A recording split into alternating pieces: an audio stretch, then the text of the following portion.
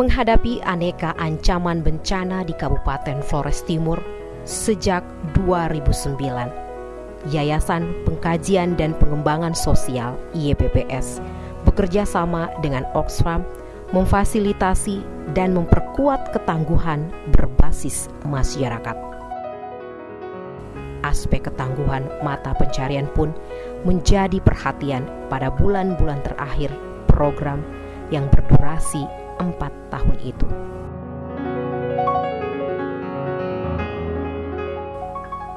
Di Desa Pajinian, Kolaka, Nuri, dan Dusun Welo di Desa Painapang berlangsung lingkar belajar pengurangan resiko bencana berbasis masyarakat. Proses belajar tentang mitigasi bencana yang terintegrasi dalam kegiatan-kegiatan pertanian di desa. Di Pajinian, Adonara Barat misalnya, warga menjinakkan ancaman banjir untuk mendukung kebun sayur di musim kemarau melalui pembuatan terasering dan jebakan air. Pajinian mengalami banjir dari Bukit Torok. Yang di bukit itu ada beberapa kali mati yang mengalir turun, tapi tidak ada muara. Dia langsung menyebar masuk ke rumah warga. Bersama masyarakat coba menggali parit secara darurat untuk mengatasi itu, tapi ternyata tidak bisa. Kami coba mencari jalan untuk menggali jalur air itu di bagian kali mati dengan tujuan pertama untuk mengurangi kekuatan air. Lalu kedua, kami bisa manfaat untuk membuat siram sayur di pekarangan, bahkan ada yang punya kebun sayur. Lain ceritanya di Desa Nuri, Kecamatan Ilebura, yang punya ancaman letusan gunung api dan kebakaran lahan setiap tahun. Di sini, masyarakat yang dimotori Tim Siaga Bencana Desa (TSBD) membangun kebun pengendali kebakaran. Padang ilalang yang berpotensi terbakar itu dijadikan kebun untuk melokalisasi dan menjinakkan sebaran api jika terjadi kebakaran. Warga Pajinian juga bahu-membahu membangun sebuah parit sepanjang kurang lebih 1.000 meter mengelilingi desa ini. Tidak hanya laki-laki, perempuan pun terjun langsung dengan tangannya sendiri. Bahkan masyarakat yang tergolong lansia pun tak ketinggalan. Semangat kerja gotong royong lintas usia dan gender terlihat di sini. Pengerjaan parit di Pajinian secara bergotong royong yang dibagi dalam 8 kelompok, melibatkan laki-laki dan perempuan. Setiap kepala keluarga harus menyertakan 1 tenaga kerja. Dalam proses diskusi dan lain sebagainya, memang terdapat banyak perdebatan karena perbedaan pendapat. Tetapi ketika mereka berada di lapangan, karena yang tergambarkan adalah gotong royong atau kerjasama mereka dalam membangun kampung atau desa mereka. Mereka bekerja tidak memperhitungkan waktu, mencapai sore bahkan menjelang hari malam pun mereka tetap bekerja. Membaranya semangat warga desa Pajinian yang terorganisir melalui 8 kelompok basis gerejani ini memperlihatkan tingginya perlawanan terhadap ancaman kehidupan.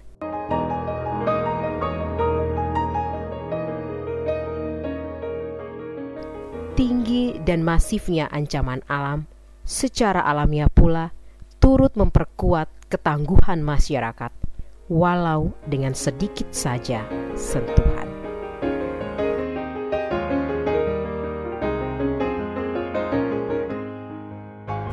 Menghadapi aneka ancaman, para perempuan bukan berada di garis belakang, kelompok-kelompok perempuan di desa diperkuat melalui payung organisasi yang diberi nama Perempuan Tangguh.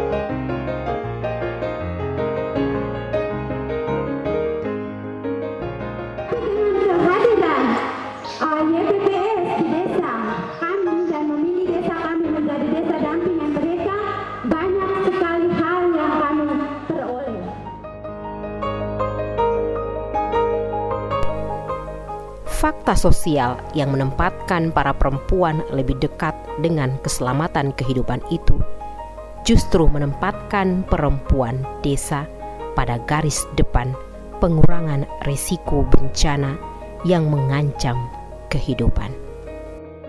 Pengurangan risiko bencana, wanita atau perempuan digolongkan dalam kelompok rentan. Kami tidak mau bahwa kami digolongkan dalam kelompok rentan. Sebagai perempuan tangguh, kami bisa melindungi diri kami sendiri. Tidaklah heran jika perempuan menjadi sangat getol ketika kehidupan berada pada gerbang ancaman. Menyangkut perempuan tangguh di Pajinian, di Welo, di Kolaka, dan di Ruri, saya menemukan bahwa perempuan-perempuan yang terhimpun di dalam kelompok perempuan tangguh itu mereka kelihatan betul-betul bersemangat. Inilah salah satu ciri perempuan lama Holot yang selama ini diam terkubur. Potensi yang terlupakan dan terabaikan. Dari latar budaya dalam Holot itu sebenarnya perempuan itu merupakan sumber kehidupan. Sehingga kalau berbicara tentang ancaman terhadap kehidupan, itu perempuan boleh dibilang garang ya. Mereka sangat garang kalau dibilang ancaman terhadap kehidupan. Seorang ibu kalau bayinya itu dirampas, tentu dia sangat beringas.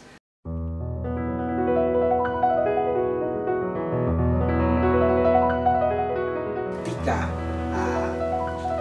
perempuan itu diposisikan sebagai orang yang mengurus hal-hal domestik dalam keluarga dan tidak bergerak di bidang publik, maka potensi perempuan itu sepertinya tertidur. Ketika dari struktur sosial perempuan diberi kesempatan, diberi ruang untuk bisa melaksanakan peran tertentu, dan di situ betul mereka tampil prima untuk mempertahankan kehidupannya.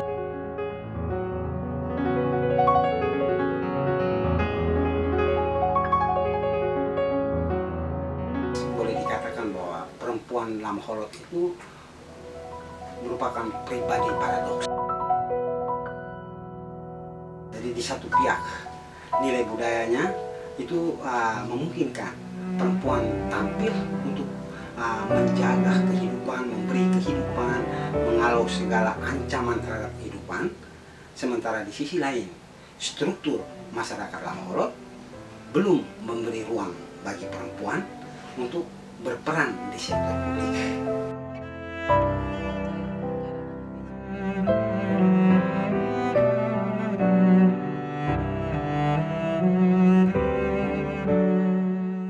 Membuka mata semua orang tentang bagaimana potensi perempuan dalam pembangunan. Dan kalau kita mempercayai perempuan dalam banyak hal itu lebih berhasil daripada laki-laki sebenarnya.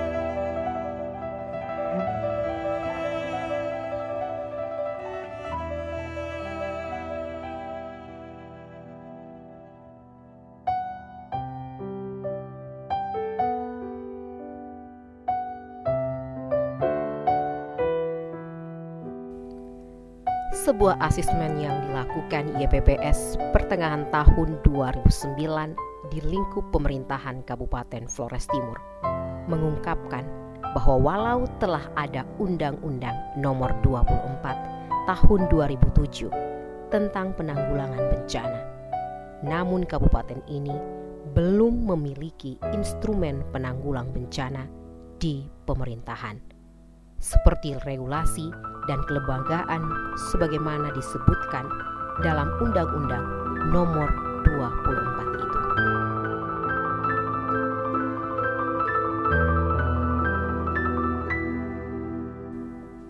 Sejak Oktober 2009, YPPS mengembangkan proses-proses advokasi kebijakan untuk membangun regulasi dan kelembagaan di kabupaten ini.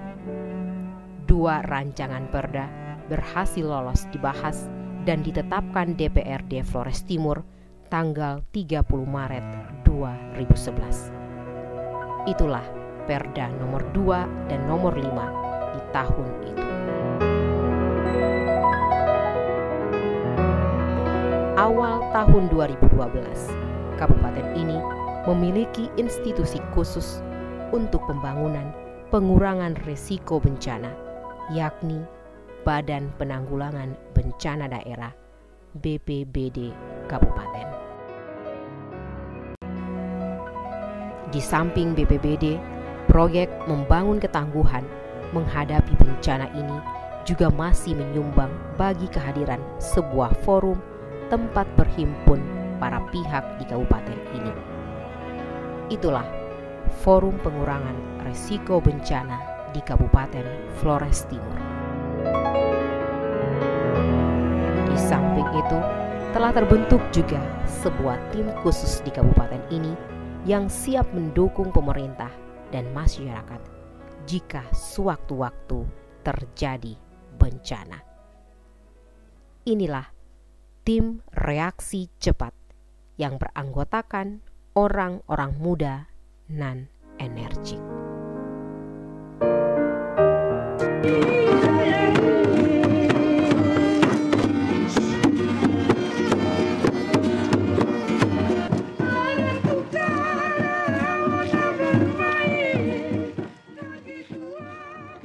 Sudah dilakukan oleh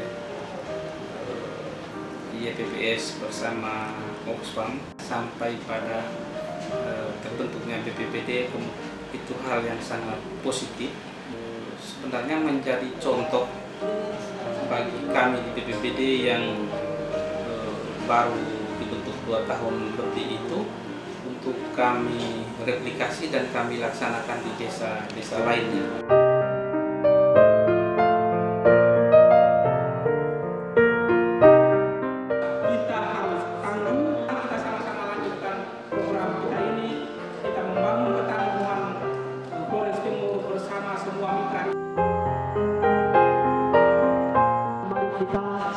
Lanjutkan dengan pesan Konvensi Kelima bahwa bukan kita siapa lagi, bukan sekarang kapan lagi.